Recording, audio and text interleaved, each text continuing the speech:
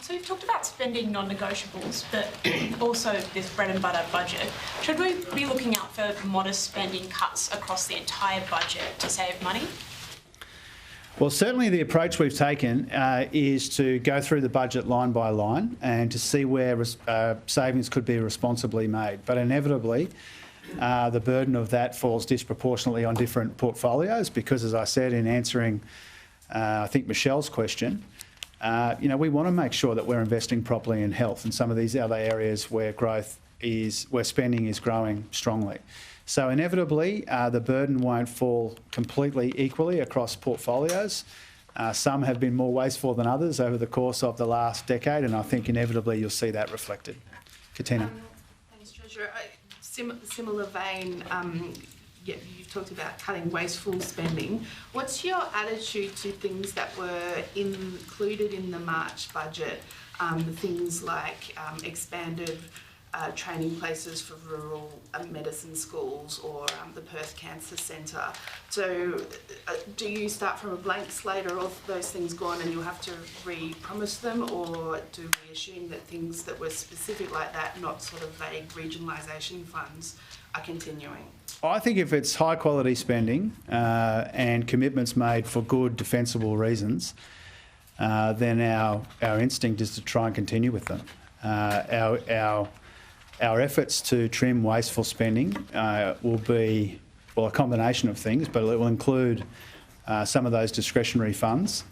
But where a commitment's been made in good faith, where it's been made for good, defensible economic reasons, and where it can actually be delivered, our intention is to cancel all of those, but to go through each of them and deal with them on a case-by-case basis. We might just take two more. Claire is one of them, then Fee, then we're done.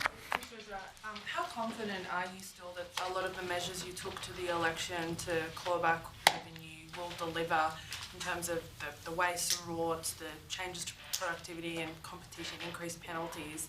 Are they still expected to deliver what you anticipated when the economic environment was obviously very different? And just secondly, is the government considering re-looking at the modelling that initially determined that you'd be able to deliver $275 in saving on electricity bills under your policies, given the situation is now very different on what that modelling was based on? First of all, on the revenue forecasts and the costings of some of those policies, from budget to budget, they get updated. So you shouldn't expect exactly the same number for all of those policies, particularly when you remember that one entity did the costings for us in opposition and a completely different entity does them in government, and so they won't be exactly the same. That's just to be upfront about that. There'll be differences. Some will deliver more, some will deliver less. I think that's inevitable, really, when you've got two institutions doing the costings, and we've had a lot happen between these commitments being made and being delivered. On climate modelling, one of the things that I'm really keen to see, and we are implementing, is I want to put Treasury back in the centre of climate modelling. I announced that in opposition. I think I read it on the front page of the Sydney Morning Herald, written by Shane here. That is one of my priorities. Doing something meaningful and responsible on climate change is a whole of government responsibility, and I want Treasury right in the thick of it. And that will be the case whether it's sustainable climate finance, whether it's the disclosure regime that I'm working on.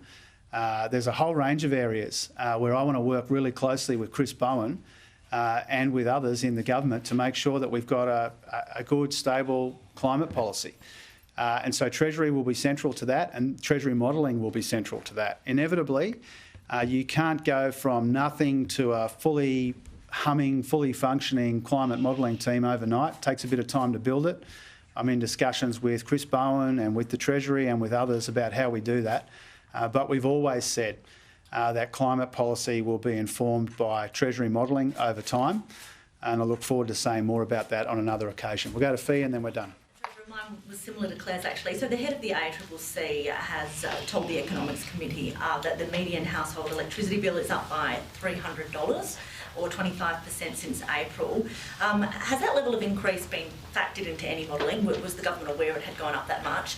And do you still expect to cut power bills by $275 by 2025? Well, it's become really clear to us, ever since Angus Taylor hid the last electricity price increase during the election, it's become very clear to us that a combination of global factors, extreme weather and policy failure has meant that electricity prices are going up much faster than we would like to see and what Australians would like to see. I think that's incredibly clear.